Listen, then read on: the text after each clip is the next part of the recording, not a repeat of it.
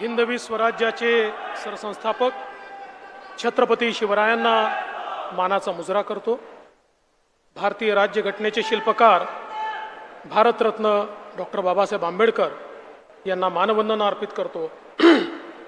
आज मंचावर उपस्थित महाराष्ट्राचे लोकप्रिय मुख्यमंत्री माननीय एकनाथराव शिंदेजी, महाराष्ट्राचे धडाडीचे उपमुख्यमंत्री सन्माननीय अजितदादा पवारजी, ज्येष्ठ नेते आणि माजी मुख्यमंत्री कृषी मंत्री माननीय शरदचंद्र पवार साहेब, मंचावर उपस्थित सन्माननीय नीलमताई गोरे, आमचे सहकारी सन्माननीय दिलीप वळसे पाटीलजी, उदय सामंतजी, ज्यांनी हा मेळावा या ठिकाणी आयोजित केला, ते मंगलप्रभात लोढाजी, आमच्या या कार्यक्रमामध्ये मंचावर उपस्थित असलेला खासदार सुप्रियाताई सुळे, दत्ता मामा भरणे, सुनेत्राताई पवार, विजयबापू शिवतरे, श्री पलकुंडवार, श्री सुहास दिवसे, श्री सुनील फुलारी, श्रीमती निधी चौधरी, श्री राजेश देशमुख, श्री माधव कुसेकर, श्री पंकज देशमुख, मंचावरील सर्व मान्यवर आणि उपस्थित सर्व भगिनी आणि बंधूंनो, नमो महारोजगार मेळावा हा उद्योगांना या ठिकाणी बोलवून तरुणाच्या हाताला काम देण्याचा एक उपक्रम आहे। पण गेले 2-3 दिवस हा मेळावा घोषित झाल्यापासून माध्यमांना एक उद्योग मिळाला आहे आणि माध्यमांचे प्रतिनिधी कामाला लागले आहेत। त्यामुळे त्यांचे मी आभार मानतो की आमच्या या मेळाव्याला त्यांनी प्रचंड प्रसिद्धी गेल्या 2-3 दिवसात या ठिकाणी मिळवून दिली आणि हा मंच या गोष्टीचा साक्षीदार आहे की एखादं चांगलं काम जर करायचं असेल तर महाराष्ट्रामध्ये ही राजकीय संस्कृती आहे की आम्ही सगळे मिळून चांगली कामं करू शकतो आणि म्हणूनच आज हा महारोजगार मेळावा या ठिकाणी होतोय आणि निश्चितपणे 55,000 पदं अधिसूचित या ठिकाणी करण्यात आली आहेत। याचा अर्थ काय आहे तर एकीकडे मोठ्या प्रमाणात उद्योगांना मानव संसाधनाची आवश्यकता आहे। आपण जर विद्यार्थ्यांना किंवा ग्रॅज्युएट्सला किंवा तरुणाईला विचारलं तुमची अडचण काय आहे तर ते सातत्याने सांगतात आमची अडचण आहे की आम्हाला रोजगार हवा आहे। एकीकडे रोजगार आहे, दुसरीकडे रोजगार घेणारे आहेत, पण या दोघांना एकत्रित आणणारं कोणीतरी आवश्यक होतं आणि या ठिकाणी पश्चिम महाराष्ट्रामध्ये माननीय अजितदादा पवार यांनी पुढाकार घेऊन हा नमो महारोजगार मेळावा आयोजित केला आणि त्यामुळे आज या सगळ्या आमच्या तरुणाईला मोठ्या प्रमाणात या ठिकाणी संधी मिळणार आहे। खरं म्हणजे आम्ही जे राजकारणात काम करणारे लोक आहोत, आम्ही सगळे कंत्राटी कामगार आहोत। आम्हाला दर 5 वर्षांना आपला कंत्राट जो आहे तो त्या ठिकाणी रिन्यू करावा लागतो। चांगलं काम केलं तर आमचा कंत्राट रिन्यू होतो, चांगलं काम नाही केलं तर लोक आम्हाला घरी बसवतात। पण या ठिकाणी मात्र जो रोजगार आम्ही त्या ठिकाणी देण्याचा प्रयत्न करतोय, चांगलं काम करत राहिलात तर जन्मभर त्याच्यामध्ये तुमची प्रगतीच होणार आहे, तुम्हाला वरवरच जाता येणार आहे, तुम्हाला मोठंच होता येणार आहे। अशा प्रकारचा हा महारोजगार मेळावा आपण या ठिकाणी आयोजित केला आहे। आणि मला या निमित्ताने सांगायचं आहे की पहिला मेळावा ज्यावेळेस नागपूरला आपण आयोजित केला 11,000 लोकांना रोजगार मिळाला आणि त्याच्यामध्ये जे पॅकेजेस मिळाले 50 लाखापर्यंतचे पॅकेजेस हे त्या ठिकाणी तरुणांना मिळाले।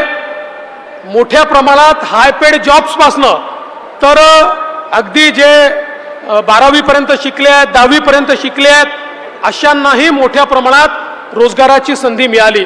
आणि म्हणूनच महाराष्ट्राचे मुख्यमंत्री एकनाथराव शिंदेजी यांनी हा निर्णय केला की एक चांगला मेळावा जर अशा प्रकारचा घेतला तर त्यातनं तरुणाईला मोठ्या प्रमाणात काम देता येतं आणि संपूर्ण महाराष्ट्रभर असे मेळावे करावे असा निर्णय झाला आणि त्यातला पश्चिम महाराष्ट्राचा मेळावा आज या बारामतीमध्ये होतोय। अजितदादांनी या मेळाव्याकरता खूप मेहनत केली आहे आणि त्यामुळे आज मला विश्वास आहे, म्हणजे पहिल्यांदा असं होत आहे की अधिसूचित केलेली पदं जास्ती आहेत आणि अर्ज कमी आहेत. 36,000 अर्ज आहेत आणि 55,000 पदं आहेत. अर्थात उद्यापर्यंत अजून अर्ज येतील, कारण अर्ज अजूनही आपण घेतो आहोत. आणि मी या निमित्ताने अपेक्षा व्यक्त करतो की सगळ्यांना जे जे आलेले आहेत त्यांना त्यांच्या अभ्यासाप्रमाणे, त्यांच्या कौशल्याप्रमाणे या ठिकाणी निश्चितपणे रोजगार मिळेल. आज खरं म्हणजे आपल्याला कल्पना आहे की देशाचे प्रधानमंत्री माननीय नरेंद्र मोदीजी यांनी भारताची अर्थव्यवस्था विस्तारित करत 10व्या क्रमांकावरनं 5व्या क्रमांकावर आणली आणि पुढच्या 3 ते 4 वर्षात आम्ही जगातली तिसरी सगळ्यात मोठी अर्थव्यवस्था होणार आहोत. आणि जगातली तिसरी सगळ्यात मोठी अर्थव्यवस्था जर भारताला व्हायचं असेल तर त्याकरता प्रशिक्षित मानव संसाधन हे सगळ्यात महत्त्वाचं आहे. आणि म्हणूनच कौशल्य प्रशिक्षणाचं मोठं काम हे आपल्या सरकारने सुरू केलं आहे.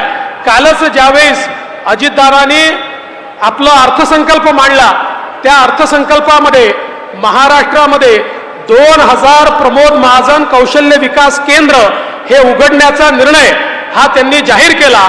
आणि त्या माध्यमातनं तरुणाईंना प्रशिक्षणाच्या माध्यमातनं रोजगार देण्याचं काम हे आपण निश्चितपणे मोठ्या प्रमाणात करणार आहोत. आणि त्याची सुरुवात या ठिकाणी झाली आहे, याचा मला अतिशय मनापासून आनंद आहे.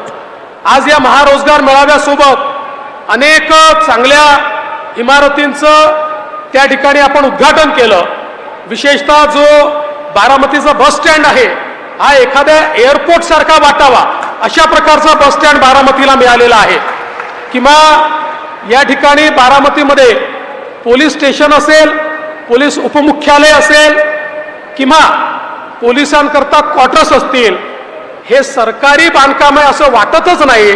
एखाद्या कॉर्पोरेट कंपनीचं ऑफिस असावं अशा प्रकारचं पोलीस उपमुख्यालय दादा तुम्ही बारामतीकरांना दिलाय.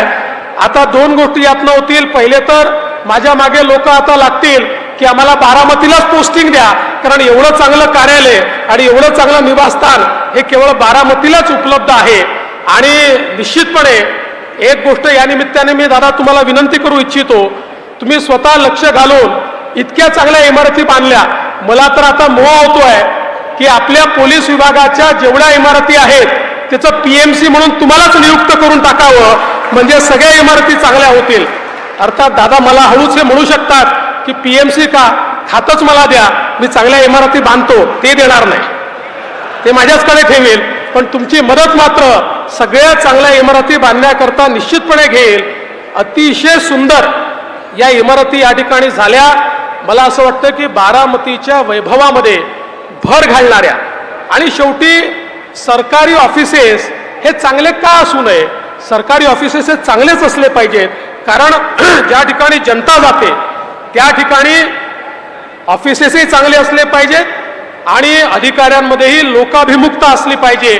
आणि मला विश्वास आहे चांगल्या ऑफिसेसमध्ये बसल्यानंतर अधिकाऱ्यांना, कर्मचाऱ्यांनाही चांगले विचार येतील आणि लोकाभिमुखतेनं लोकांच्या तक्रारी दूर करण्याचं काम ते निश्चितपणे करतील.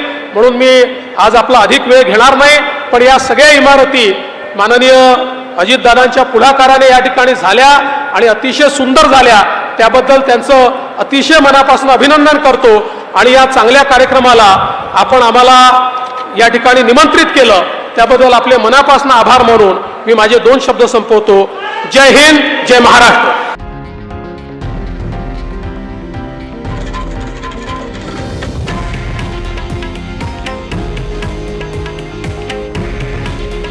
हे आहे देशातील नंबर 1 न्यूज नेटवर्क आणि आपण पाहत आहात TV9 मराठी.